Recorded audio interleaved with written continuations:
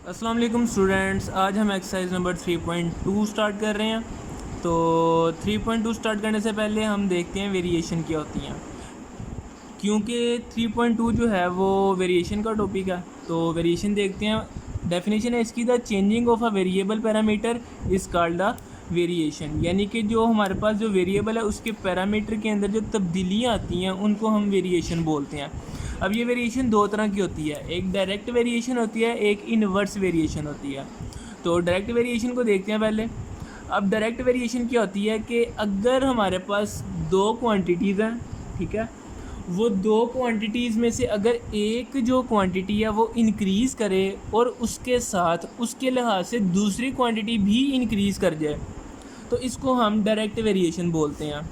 तो डेफिनेशन है, if two quantities are related in such a way that increase in one quantity causes increase in the other quantity. यानी कि दोनों quantity एक दूसरे के साथ इस तरह से लिंक हैं कि अगर एक इसकी मिकदार बढ़े तो उसकी उसी लिहाज से दूसरी मिकदार भी बढ़ जाए। तो इस तरह अगर एक वैल्यू कम होगी, एक क्वांटिटी कम होगी, तो दूसरी क्वांटिटी भी कम हो जाएगी। तो इसको लिखते कैसे हैं? इसको लिखने का तरीका ये है, x is the directly varies to the y, directly proportional to y। और इसको मैथमेटिकली वो जो स्टेटमेंट है एक्सप्रेशन की फॉर्म में कैसे लिखते हैं, x इक्वल टू के वाई। अब इसकी एक एग्जांपल ये होगी कि अगर हम क्या करें कि एक कार की स्पीड है, अगर कोई कार 20 किलोमीटर पर आवर की स्पीड पे सफ़र कर रही है तो एक घंटे में क्या करेगी, वो 20 किलोमीटर तय करेगी फासला। इसी तरह अगर हम उसकी स्पीड को बढ़ा दें, 20 से 30 कर दें, तो स्पीड बढ़ रही है, तो वो एक ही घंटे में 20 किलोमीटर की जगह पे 30 किलोमीटर का फासला तय करेगी। यानी कि स्पीड बढ़ रही है तो उसका फासला जो तय करने का जो सफ़र है वो भी क्या हो रहा है, इंक्रीज़ हो रहा है।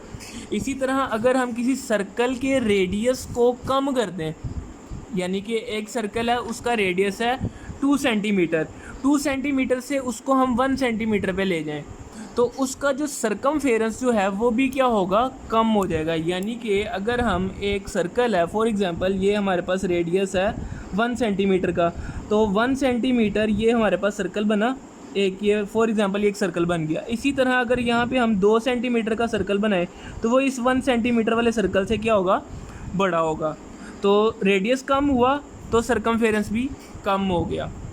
अब बात करते हैं इन्वर्स वेरिएशन की। इन्वर्स वेरिएशन क्या होती है कि अगर हमारे पास दो क्वांटिटीज़ आपस में इस तरह से रिलेटेड हैं कि अगर एक को हम कम करें तो दूसरी बढ़ जाए, या एक को ज़्यादा करें तो दूसरी कम हो जाए, तो उसको इन्वर्स वेरिएशन बोलते हैं।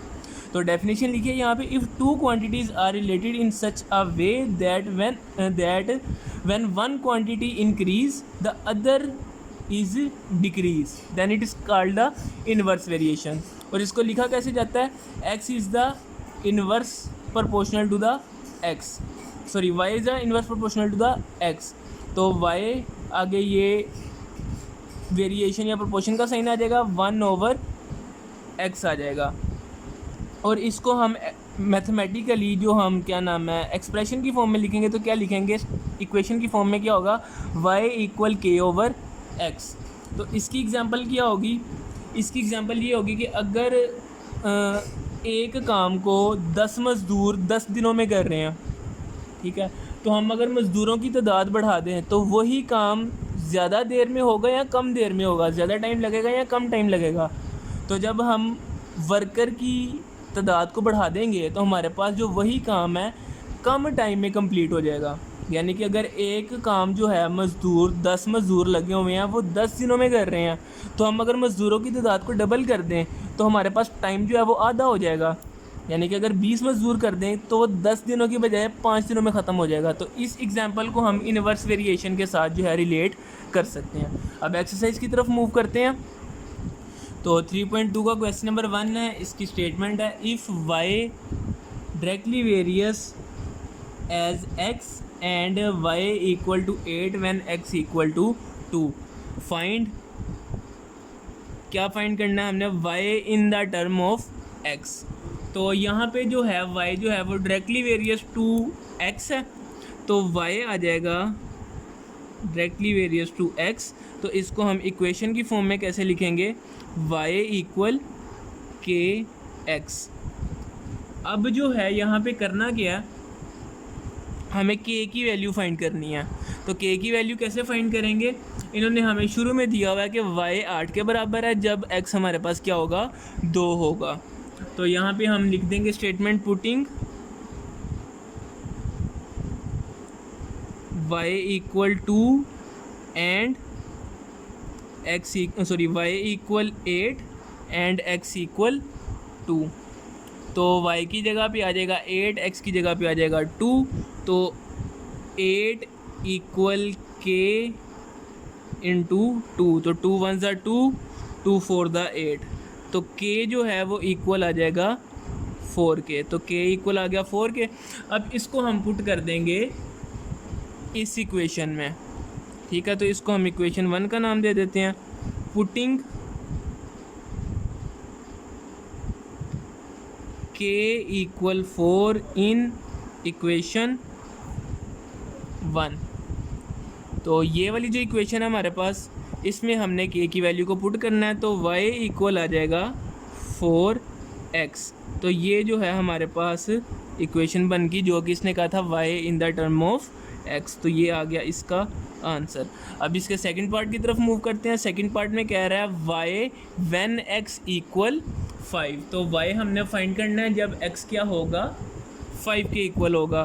तो k की वैल्यू हमें पता है, वो क्या है जी, k 4 के इक्वल आ गया था। तो यहाँ पे भी हम वही काम करेंगे, y is directly proportional to x, that is y equal k x। Equation 1 आ गई, तो पुटिंग कर देंगे हम, पुटिंग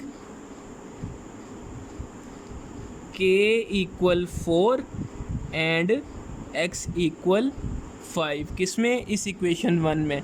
तो इक्वेशन 1 में पुट करेंगे तो y इक्वल आ जाएगा 4 इंटू 5, जो कि होगा y इक्वल 20, और ये इसका आ गया answer.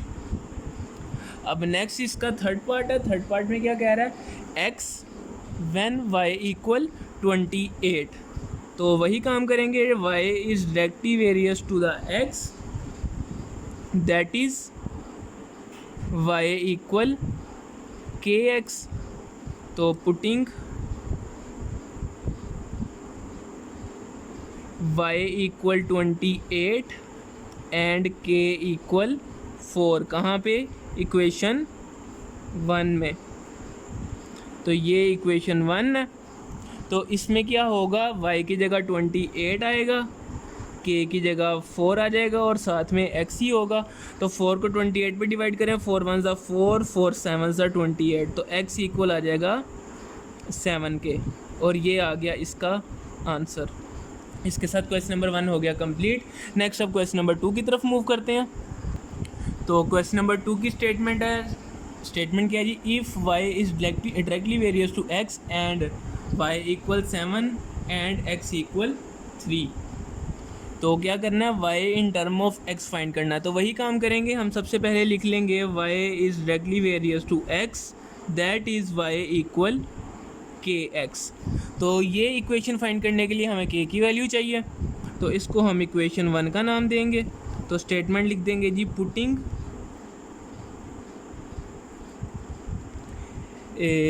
y equal 7 and x equal 3 in equation 1। तो इक्वेशन 1 जो है, इसमें हमने ये वैल्यूज पुट करनी है। तो ये क्या बन जाएगा, 7 इक्वल k इंटू 3, तो 3 मल्टीप्लाई हो रहा है, इधर आगे डिवाइड होगा, तो k इक्वल आ जाएगा 7/3k। तो ये हमारे पास k का आंसर आ गया। अब k को पुट कर देंगे इक्वेशन 1 में। सो पुटिंग k इन इक्वेशन 1, पुटिंग k इन इक्वेशन 1, तो इक्वेशन 1 में इसको पुट करेंगे तो ये बन जाएगा y इक्वल 7/3 इंटू एक्स। तो ये आ गया इसका आंसर। इसके साथ फर्स्ट पार्ट हो गया कंप्लीट। अब सेकंड पार्ट की तरफ मूव करते हैं। तो सेकंड पार्ट के अंदर मज़ीद 2 पार्ट हैं। पहला जो हिस्सा है इसका, उसमें कह रहा है कि आपने क्या करना है, x फाइंड करना है जब जो y है वो क्या होगा 35 होगा। तो वही काम करते हैं हम, y is directly varies to x that is y equal k x। तो यहाँ पे हम y और k की वैल्यू को पुट कर देंगे। Putting y equal 35 and k equal 7/3 आया था इन इक्वेशन 1। और इक्वेशन 1 क्या है, ये वाली इक्वेशन 1 है। तो यहाँ पे आ जाएगा 35 इक्वल 7/3 x।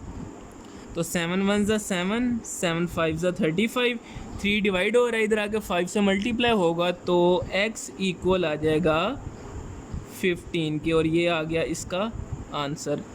इसके साथ इसका एक पार्ट हो गया कंप्लीट। अब सेकंड पार्ट जो y equal y when x equal 18, इसको फाइंड करते हैं। तो इसका भी सेम वही काम करेंगे हम, y is directly varies to x that is y equal k x। तो यहाँ पे हम वैल्यूज़ को पुट कर देंगे। तो पुटिंग सेम वही काम करेंगे हम कि 7/3 है, y फाइंड करना है, तो y इक्वल 7/3, x की जगह आ गया 18, 3 1 ज़ा 3, 3 6 ज़ा 18, तो 7 इंटू 6, y इक्वल आ जाएगा 42 के, और ये आ गया इसका आंसर। तो दो आंसर्स आ गए हैं हमारे पास, एक x इक्वल 15 है, तो x इक्वल 15 और y इक्वल 42।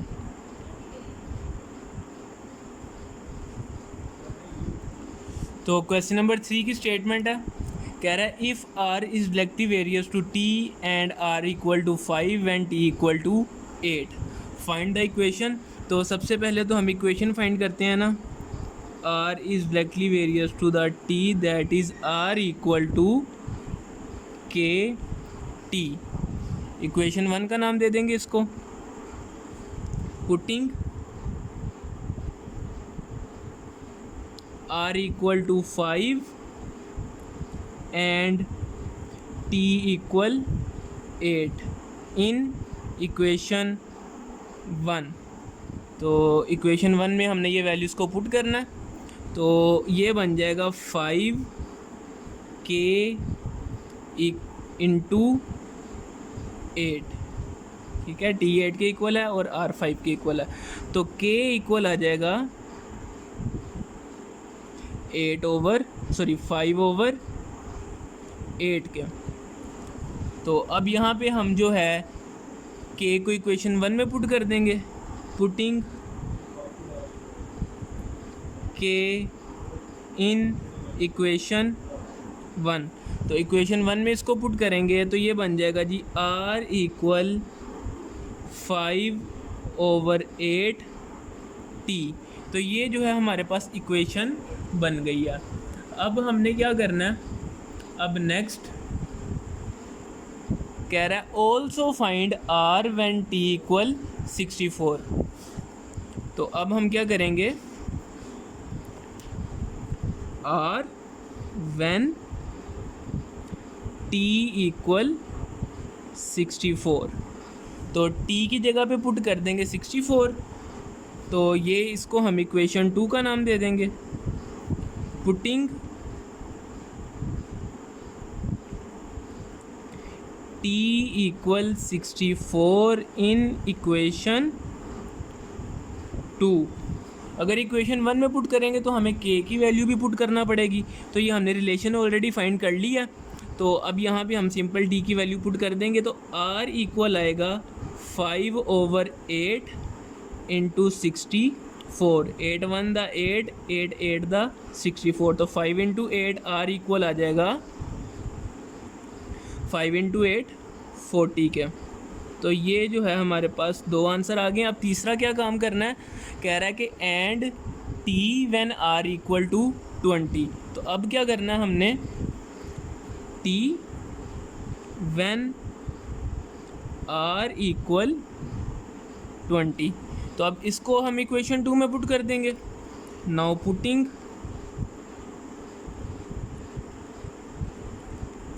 r इक्वल 20 इन इक्वेशन 2। तो इक्वेशन 2 है हमारे पास, r की जगह पे आएगा 20 इक्वल 5/8 इंटू t। 8 डिवाइड हो रहा है, उधर आके 20 से मल्टीप्लाई हो जाएगा, तो 20 मल्टीप्लाई 8/5 इक्वल t। 5 1 ज़ा 5 और 5 4 ज़ा 20, तो 4 इंटू 8 ये बन जाएगा 32। तो t इक्वल आ जाएगा 32 के। तो 3 आंसर्स आ गए हमारे पास। पहला जो है वो रिलेशन है, रिलेशन क्या है, r इक्वल 5/8 इंटू टी। दूसरा क्या है 40 और तीसरा क्या है 32। तो ये 3 जो हैं इनके आंसर आ गए। इसके साथ क्वेश्चन नंबर 3 कंप्लीट हो गया। अब क्वेश्चन नंबर 4 की तरफ मूव करते हैं।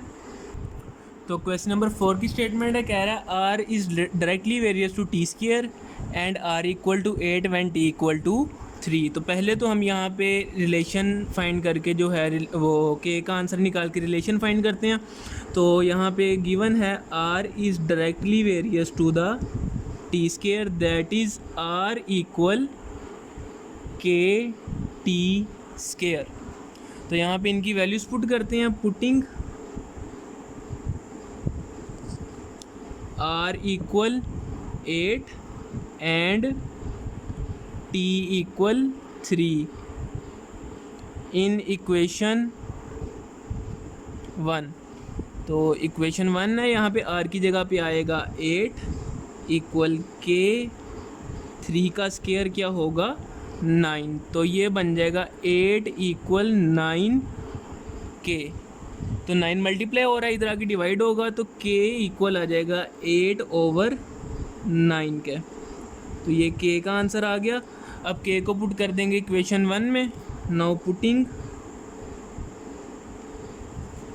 k इन इक्वेशन 1। तो इक्वेशन 1 में पुट करेंगे तो ये क्या बन जाएगा, r इक्वल 8/9 t स्क्वायर। इसको अब हम इक्वेशन 2 का नाम दे देंगे।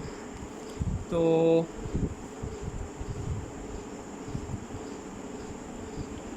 अब यहाँ क्या होगा, फिर क्या कह रहा था, r फाइंड करना है जब t क्या होगा 6 के इक्वल होगा।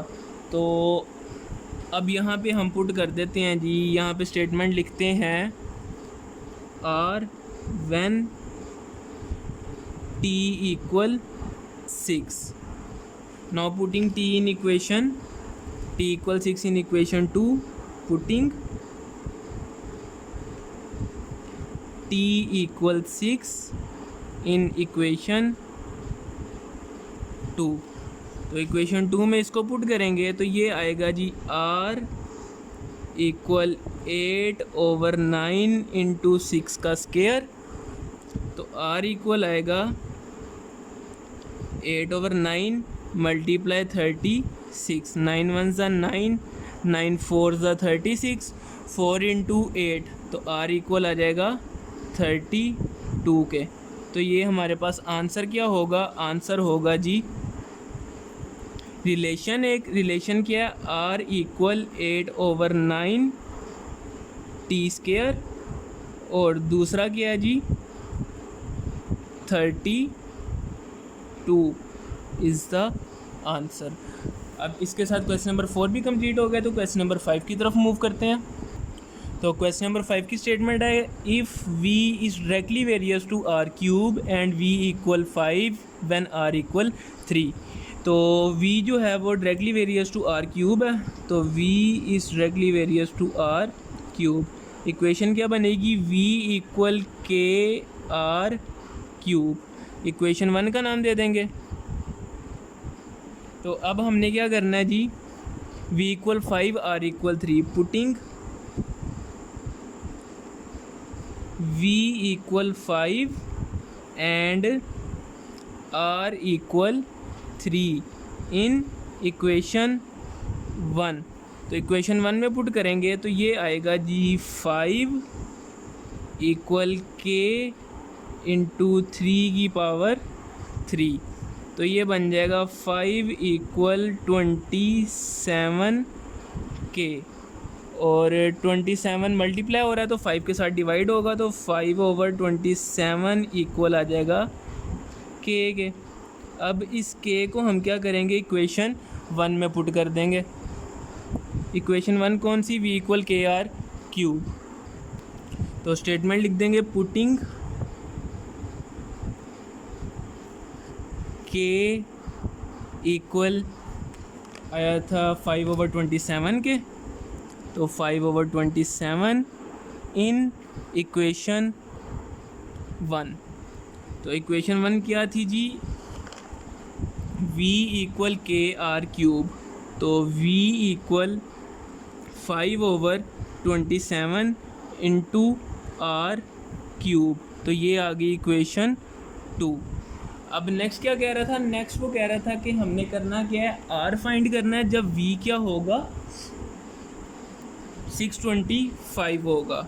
तो आर व्हेन v इक्वल 625। तो अब करते हैं इसको सोल्व। तो पुट कर देंगे जी, पुटिंग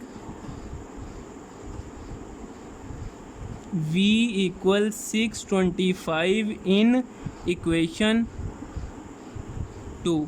तो v की जगह आएगा 625, तो 625 इक्वल 5/27 आर क्यूब।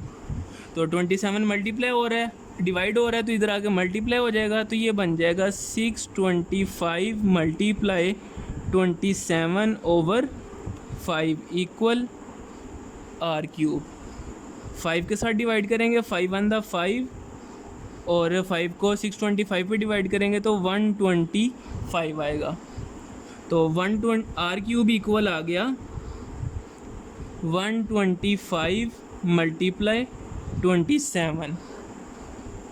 तो अब यहाँ पे हमने क्या करना है, आर क्यूब जो है, क्यूब यहाँ पे ख़त्म करना है। तो 125 जो है इसको हम लिख सकते हैं आर क्यूब इक्वल 5 का क्यूब मल्टीप्लाई 3 का क्यूब।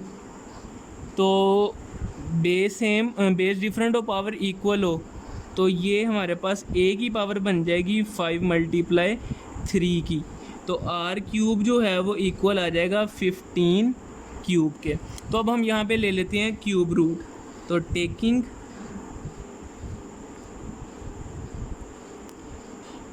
क्यूब रूट, तो क्यूब रूट लेंगे दोनों साइड पे, तो ये क्यूब इस क्यूब रूट से कट जाएगा, ये क्यूब इस क्यूब रूट से कट जाएगा। तो at the end r equal आएगा 15 के।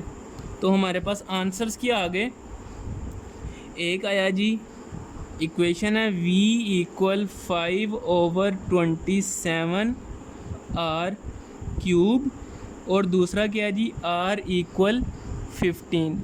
ये आ गए इनके दो आंसर्स। इसके साथ क्वेश्चन नंबर 5 भी कंप्लीट हो गया। तो क्वेश्चन नंबर 6 की स्टेटमेंट है, कह रहा है if w varies directly as u cube, यानी कि w जो है directly varies to x u cube है। फिर कह रहा है कि w equal 81 when u equal to 3। तो पहले तो हम यहाँ पे इसकी जो एक्सप्रेशन है वो लिखते हैं, w is directly varies to u cube, that is w equal k u cube. तो इसके इक्वेशन 1 का नाम देंगे। तो अब पुट कर देंगे w equal 81, u equal 3। Now putting w equal 81 and u equal 3 in equation 1। तो इक्वेशन 1 में ये वैल्यूज़ को हम पुट करेंगे, तो w की जगह आएगा 81 इक्वल k, और u की जगह आएगा 3 क्यूब। तो 81 इक्वल k इंटू 27 को 81 पे डिवाइड करेंगे, यानी कि k इक्वल आएगा 81/27। तो ये आ जाएगा k इक्वल 3। तो ये के का आंसर आ गया हमारे पास। अब के को पुट कर देंगे इक्वेशन 1 में। नाउ पुटिंग के इक्वल 3 इन इक्वेशन 1। तो इक्वेशन 1 में इस के को जब पुट करेंगे तो ये बन जाएगा हमारे पास, इक्वेशन बन जाएगी, इक्वेशन थी w इक्वल के की जगह आएगा 3u³। ये आ गई इक्वेशन 2। अब नेक्स्ट काम क्या करना है, नेक्स्ट काम ये करना है कि कह रहा था कि w फाइंड करें जब u क्या हो, 3 के इक्वल हो। तो नेक्स्ट अब इसकी वैल्यू पुट करते हैं। तो स्टेटमेंट लिखते हैं इसकी, पुटिंग u इक्वल 5 इन इक्वेशन 2। तो इक्वेशन 2 क्या थी जी, w इक्वल, के का आंसर आया था हमारे पास 3 इंटू u³ है तो 5³ आ जाएगा। तो ये बन जाएगा w इक्वल 3 मल्टीप्लाई 5 की पावर 3 होगा 125। 125 को हम 3 से मल्टीप्लाई करेंगे तो ये बन जाएगा, 125 को हम 3 से मल्टीप्लाई करेंगे तो ये बन जाएगा 375। तो अब हमारे पास दो जो आंसर कौन से हैं, एक हमारे पास जो इक्वेशन थी वो क्या बनी थी, w इक्वल 3u³ और सेकंड क्या है, w इक्वल 375 और ये आ गया इसका आंसर। तो हमने क्वेश्चन नंबर 6 तक जो है कंप्लीट कर लिया। तो इसके साथ हमारा फर्स्ट पार्ट हो गया कंप्लीट। अब नेक्स्ट जो क्वेश्चन है वो हम सेकंड पार्ट में करेंगे। तो अगर आपको ये वीडियो, ये लेक्चर अच्छे से समझ आया है तो इसको लाइक करें, अपने दोस्तों के साथ शेयर करें और इस चैनल को सब्सक्राइब करें और साथ में मौजूद बेल आइकन को भी दबा दें ताकि नई आने वाली अपडेट आप तक पहुँचती रहें। तो आज के लिए इतना ही था, मिलते हैं नेक्स्ट वीडियो में। अल्लाह हाफिज़।